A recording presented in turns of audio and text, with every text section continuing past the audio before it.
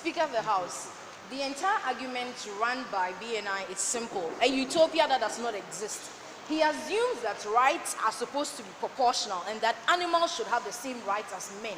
Then there's no need for us to be killing animals during Hajj. There's no need for us to have all these legalizations allowing for certain rights for men. Then there's no need for us to have descriptions of why some states should be in the Security Council and some states should not be.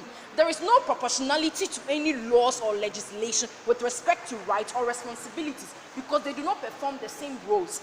In argumentation, we are not arguing utopia. We are telling you that in a state of emergency, what is the most important thing that a human rights, progressive animal rights individual should prioritize? First and foremost, before you became a progressive animal rights activist, you were a human. So we tell you first and foremost about the supreme moral ethic.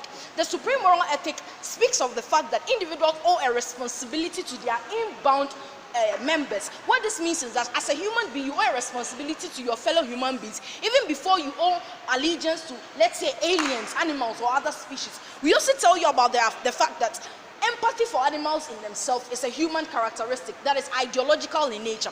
Second analysis on this is that ideological base is based on the humanity of individuals. Hence, in our humanity, we need to preserve our humanity to have a sense of protectionism for the organisms or for the animals that we are discussing here. So then we tell you that humans need to be in a position of strength to be able to help these animals. So let's say hunger comes and you want us to prioritize these individuals, and we go ahead and prioritize them, and the human race is wiped away. Who then comes to play the watchdog, the stewardship role of ensuring that there's a preservation of your precious animals? We go on further to tell you that there is also a fundamental reciprocal altruism, where we tell you that reciprocal altruism lies on the fundamental belt of, first and foremost, fundamental altruism. Fundamental altruism speaks to the morals that indeed human beings will always have a greater moral standing than an animal, simply because human beings have consciousness, human beings have thinking faculties, and that thinking faculty makes them exceptionally different and superior to other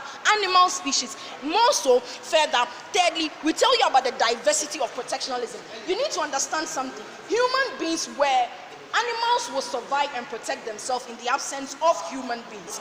Animals have done it. That is why polar bears migrate, birds migrate. That is why there has been evolution of fishes and crocodiles and whatnot, because animals in themselves have a due sense of self-preservation of themselves and of their species. That is why when there's serious famine, animals in themselves have the consciousness of feeding on their children in order to preserve themselves. That same consciousness should be present in human beings, where we need to preserve ourselves. Now let's zero in on why it is fundamentally important for a progressive animal rights activist to prioritize, even on his progressive nature and all the English rubbish BNI talks about, to still progressively identify with his human race. We tell you that he needs to do that first and foremost because in a state of emergency, you remember first and foremost the fundamental altruism. Fundamental altruism speaks to the moral characteristics of identifying with the basic of basics. You need this activist, this progressive animal activist, to have other humans alive and in their strength, in their ability to support and fund his ideals. If human beings should die away, and in your bid to make a strong statement about how, yes, indeed, I am progressive in nature and I'll stand in my corner alone, but everyone else is nowhere to support you, to financially help you in your age. Aging tells you about the fact that the struggle for the protection of animals is a holistic thing. Animals are protecting themselves. Humans must protect themselves. More so, in a state of emergency, we are all animal activists, because if all animals die away, how will humans feed? But this progressive animal activist must at all times prioritize his human race above all race because of the underlisted things. Further, we tell you about the fact that there is a need for us to focus on why there is always a prioritization. Now, opening government through the Prime Minister tells us that they understand that there must be a prioritization of human beings, but we should always make investments in another regard, which is foolish. If a government tells you that they prioritize education, but they are increasingly putting their money in defense, it means that government is a liar, and a fraudulent one for that matter. You put money where you prioritize. So this individual putting money in the rights of animals shows you what they are prioritizing. So in essence, he agrees with BNI that at this moment, animals are equated morally with respect to their identity as the same. All of you sit down. What we achieve with their model is having an increasingly independent individual who does what he wants with his money, does what he wants with his resources, but is not fundamentally identifying with his race.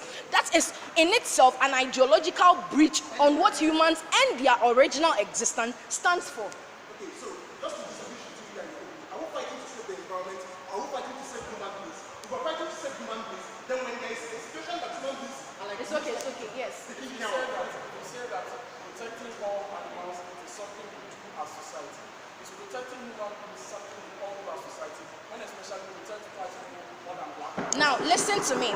Now, when BNI tells us that there's a need for us to agitate and use any means of violence possible to get what we want, that is when we say those ideals come in. No, the Speaker of the House, there must always be prioritization of our values in order for us to identify what is important. So we need to first protect the human race because survival is inherent. Survival for animals is also inherent in them. Survival of inbound species. We tell you that that is why altruism in itself is the most supreme of its all. So yes, VJ, we are protecting the human race first and foremost because whether we like it or yes, the human race is our fundamental responsibility. The human race is our fundamental goal. Whether we like it or not, without the human race, that environmental activist, that animal rights activist will not do it. Now, this is a slippery slope in itself. Speaker of the House, the moment individuals start putting money and energy in things they empathize with, we all lose focus on what is important. I value the rights of women more than I value anything else. So I'll put my money there. She values the environment. That government values agriculture. That government values plants. Everybody will put their money in things that they value as against the human race. But in a state of emergency, we say we will suspend all other empathic, emotional dissertations that are front and come to decide on what individual preferences, and we'll focus on one thing, which is the preservation of our species. Because whether we like it or not, the human race is all we know and all we identify with. Species will come and go. The human race is here to stay. Hence, we will not let individual idiosyncrasies be the determination of what an individual in this capacity should accent to. At all times, Speaker of the House, we accent to the preservation of the human race, that there will be more men to protect our precious animals.